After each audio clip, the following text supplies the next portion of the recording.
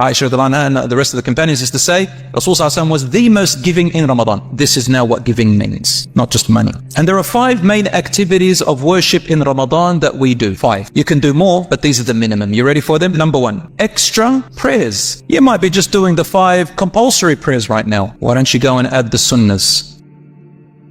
A lot of people ask me, in Ramadan fasting, are the good deeds multiplied? So instead of 1 in Ramadan, is it like 1,000? So let's say I tell the truth. Allah gives you a good deed. Does that mean in Ramadan I get 1,000 good deeds, for example? If I pray Salat, Dhuhr, in Ramadan, if I pray Salat al-Dhuhr, that same Salat, if it is equal to 27, is it now equal to 207? What does it mean? The answer to that, brothers and sisters, is this. Throughout the entire year, Allah subhanahu wa ta'ala always multiplies in number your good deeds. You can do it any time of the year, not just in Ramadan. Whether in Ramadan or outside of Ramadan, Allah looks at your intentions, looks at your sincerity, looks at how well you performed that good deed, and He will give each individual based on what they deserve and multiply it. So it could be for me, that one salat I did yesterday could equal 100. For the brother over here, that same salat could equal 1,000. Allah looks into our hearts and how well we did it, and He multiplies for people differently. Could be a small deed that I do, it could be a big deed that I do, and a small deed this brother does. My big deed will equal to his small deed based on his intention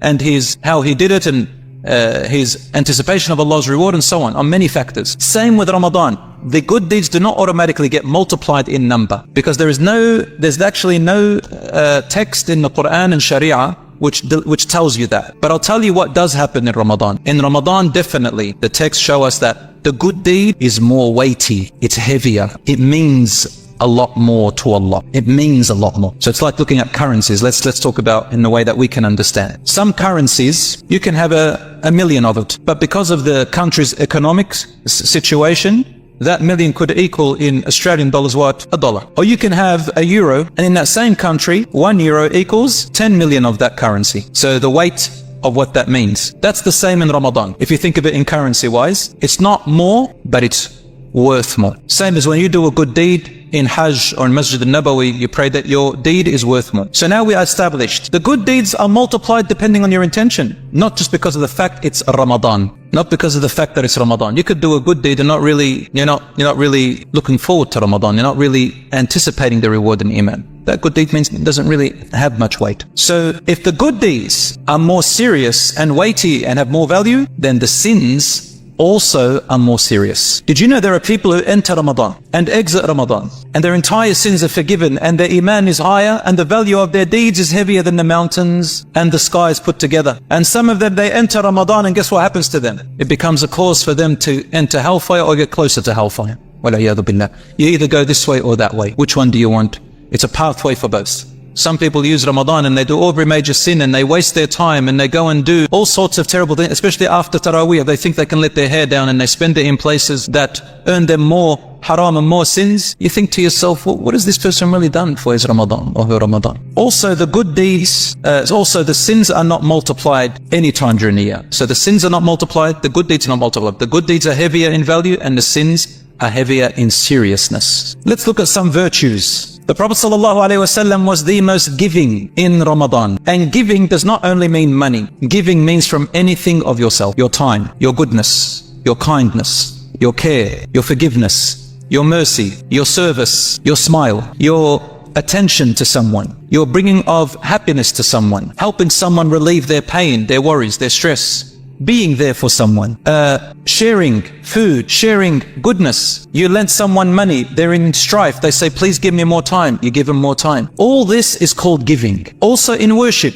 you do more salat, you do more Quran, you do more dhikr, you do more sadaqah, you do more dua. All of this is called giving. Rasul ﷺ can أجود ما يكون في Ramadan. Aisha and the rest of the companions used to say, Rasul ﷺ was the most giving in Ramadan. This is now what giving means. Not just money, all of it, what I just mentioned. So that means everyone has an opportunity to give, whether you are rich or poor, strong or weak, in authority or not. Everybody has a way of giving. And there are 5 main activities of worship in Ramadan that we do. 5. You can do more, but these are the minimum. You ready for them? Number 1, extra prayers. You might be just doing the 5 compulsory prayers right now. Why don't you go and add the sunnahs? There are 12 sunnahs in the day that are unanimously agreed upon. If you follow a particular school of thought, the Hanafi, then there's also another 4 in their opinion doesn't matter. 4 before Asr, they say. So the sunnahs are 2 before Fajr, 4 before Dhuhr, 2 after Dhuhr, 2 after Maghrib, 2 after Isha. How many is that? 12. And 4 before the Asr is voluntary, at least. Add some voluntary salat. There is the Duha salat. The Duha salat, who knows where it's from? When is Duha salat? From when to when? Anyone know? When is Duha salat? Sunrise? Okay, it's called Duha, dawn. But when is it from? About 15 minutes after sunrise. Yep, till about 10 or 15 minutes before Dhuhr. That's correct. But all this time, we once did i'tikaf, and my friend said to me after Fajr and the sun had risen, he says, have you given sadaqah on behalf of all your joints of your body? I said, what? There's 360 something joints in my body that I give sadaqah. And then I remembered, he goes, your duha, have you prayed your duha? Because the Prophet ﷺ said every day a person should give a sadaqah, a good deed on behalf of every joint of their body. And he said 1 salat of the duha, 2 rak'ahs of the duha prayer covers all that, Do extra dhikr. Dhikr is the second thing. Dhikr means remembrance of Allah. I always say this, download an app called Fortresses of Muslim. You got so many dhikr words in there that you say in different times of the day. Increase them and say them. Number 3, and probably I should have put this as number 2, and that is reciting and living with the Quran. Ramadan is the month of the Quran. It is called Shahrul Quran. In Ramadan, Quran first was revealed. In Ramadan, in Laylatul Qadr, the night of power, the Quran was released from Lawh al-Mahfuz, the preserved tablet, and given to the angels, and then sent down to us bit by bit over 23 years. So the Quran was first revealed in Ramadan, and every Ramadan, Jibreel alayhi salam would descend and recite the Quran to the Prophet ﷺ and get him to recite it so he can listen to it.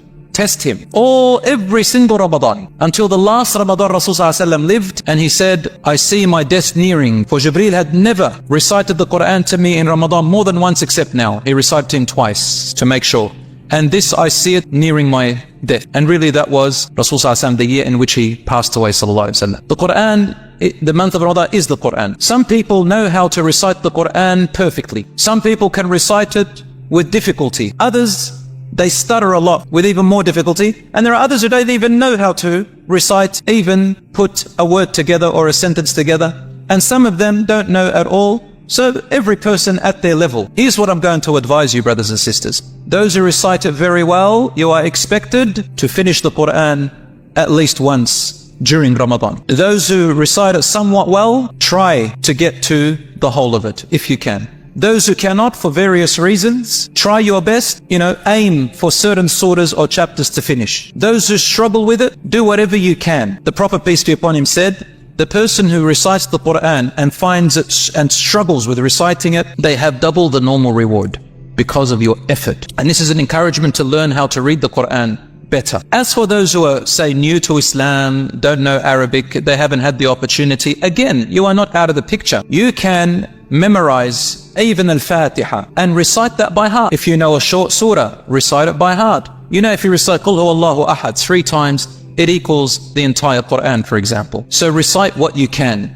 Why don't you recite Al-Fatiha, if that's the only one you know, Alhamdulillah Rabbil Alameen Ar-Rahman Ar-Rahim, 100 times during the day. That's a lot of letters. And for every letter that you recite, you get 10 hasanat. And Rasulullah said, Wallahu yudha'ifu liman yasha. Allah will increase and multiply whoever He wills. You recite it with your heart with it, you get 70, up to 70, up to 10. From 10 up to 70 hasanat for every letter. Rasulullah said, I am not saying alif, lam, mim is one letter. I am saying literally alif is a letter, lam is a letter, mim is a letter. So if you say Alhamdulillahi Rabbil Alameen, you can do the calculations how many letters there are in just that one verse. A lot, right?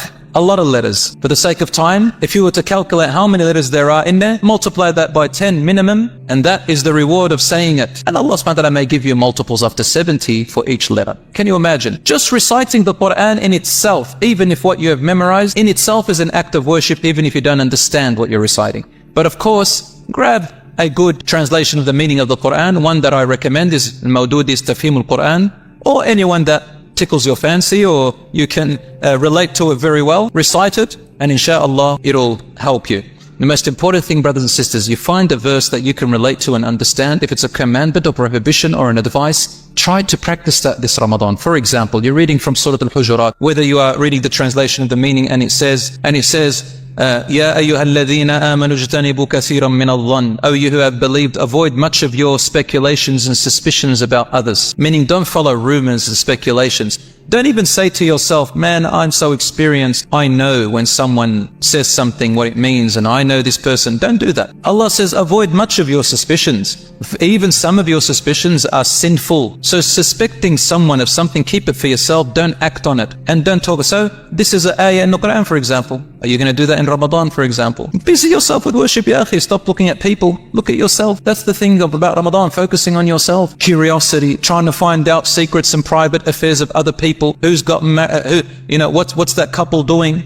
I wonder how they live their life. I wonder this, I wonder that. Stop asking about people's affairs and worry about your own. These are some things to increase in Ramadan. Maybe you want to work on your tongue. This Ramadan, inshallah, I'm going to avoid the gossip that I usually do. I'm going to avoid lying, because every time I talk to someone, I've got this low self-esteem. You might say to yourself, I want to always talk about myself. So these are the types of things. Number 4 is sadaqah, giving charity. And number 5, general character. So I repeat them. 5 main activities in Ramadan: extra prayers, Quran, dhikr, sadaqah, improving your character. My brothers and sisters, Ramadan and fasting has an effect on some people more than others. Some people come out of this school, we call it a school of Ramadan, this training, a better person in their character, even if they've improved on 1 or 2 things. Others come out with less, and then others